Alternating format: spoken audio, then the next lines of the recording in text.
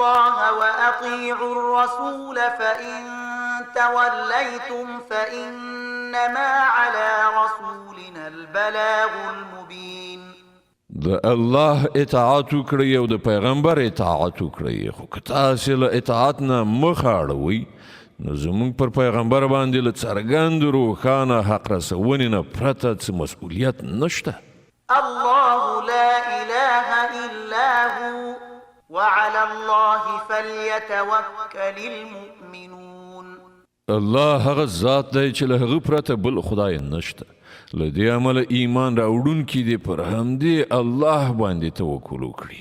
يا أيها الذين آمنوا إن من أزواجكم وأولادكم عدوا لكم فاحذروهم وإن تعفوا وتصفحوا وتغفروا فإن الله غفور رحيم.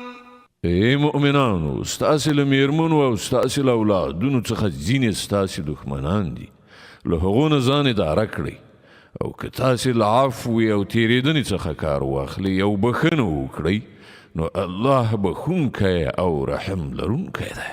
إنما أموالكم وأولادكم فتنة والله عنده أجر عظيم. ستاسې مالونه او ستاسې اولادونه خو یوه ازموینه ده او همدا الله دی چې له هغه سره لوی اجر دی. فاتقوا الله ما استطعتم واسمعوا وأطيعوا وأنفقوا خيرا لأنفسكم ومن يوق شح نفسه فأولئك هم المفلحون. له دې امله تر څو پورې چې ستاسې په وس کې وي له الله نه ویریدونکي اوسئ او د هغه فرمان واورئ او اطاعت ورنه وکړئ او خپل مال د هغه په لاره کې ولګوئ. دا همدا ستاسې لپاره خیر دی. څوک چې د خپل نفس له بخل او حرص نه خوندي پاتې شو نو هغوی فلاح موندونکي دي. إن تقرضوا الله قرضا حسنا يضاعفه لكم ويغفر لكم والله شكور حليم. عالم الغيب والشهادة العزيز الحكيم. که تاسې الله ته حسنه قرض ورکړئ نو هغه به تاسې ته څو چنده زیات درکړي او ستاسې ګناهونه به درو بخي.